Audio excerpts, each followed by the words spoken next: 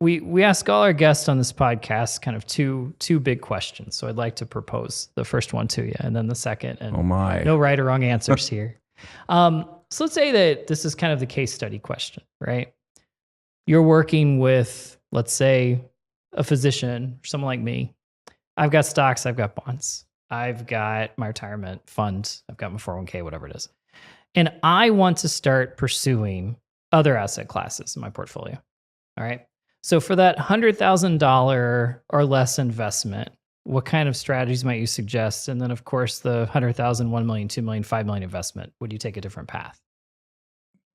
Some of this is going to be my personal opinion and also professional opinion along with that. For someone who's looking to invest 100,000, save more. If you want to be a sole owner,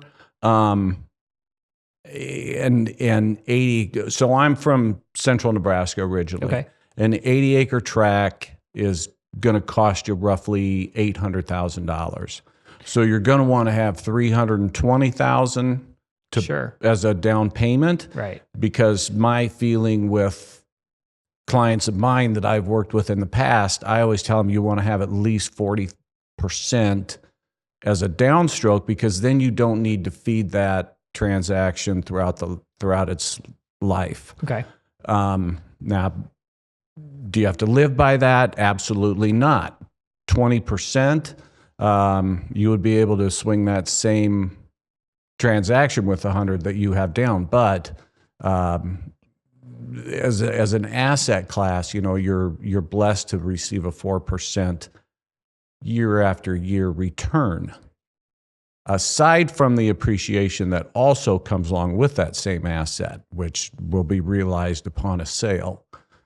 But in today's interest rate environment, 4% does not work. So that's why my personal feeling is to stick with that 40% down, so you don't have to feed it. You can forget about it and enjoy the spoils.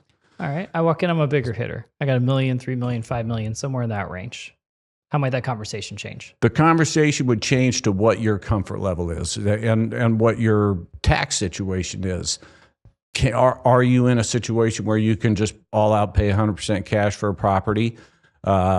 Is it something that you want to use my same personal rule of thumb of putting 40% as a downstroke? Or do you want to risk more? Do you have additional income that will help feed that investment through a time which we're in right now, where interest rates are upside down from what land typically returns?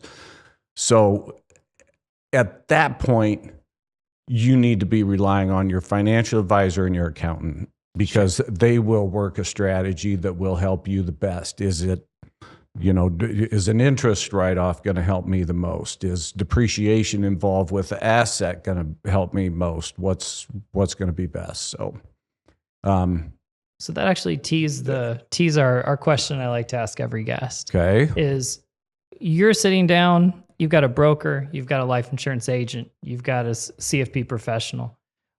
What advice would you give them if they want their clients to start investing in alts? What advice would you give that intermediary as far as where to get education, maybe products to look into, things to make sure they look out for? What kind of advice might you give? And you got to help me with the question a little bit. All right. So yeah, no problem. I asked. I was convoluted. A stockbroker? Yeah. So you're talking to a stockbroker, or you're talking to an insurance agent, or you're talking to a CFP professional. They come to you and they say, "Hey, my clients want to get into alts. What do I need to know? How do I get that information?" Gotcha. You just need to know the number to People's Company. That's all you need to know. I wish I had a better answer, but I have been in this business since 1997, and I just surpassed my 4th year with People's Company. So I've got a lot of experience in the game, and I have worked for myself. I've worked with another company, and I also went back to work with myself. I can sit here today unbiased because I haven't been with People's Company for very long, but there is no other company in this game like People's Company.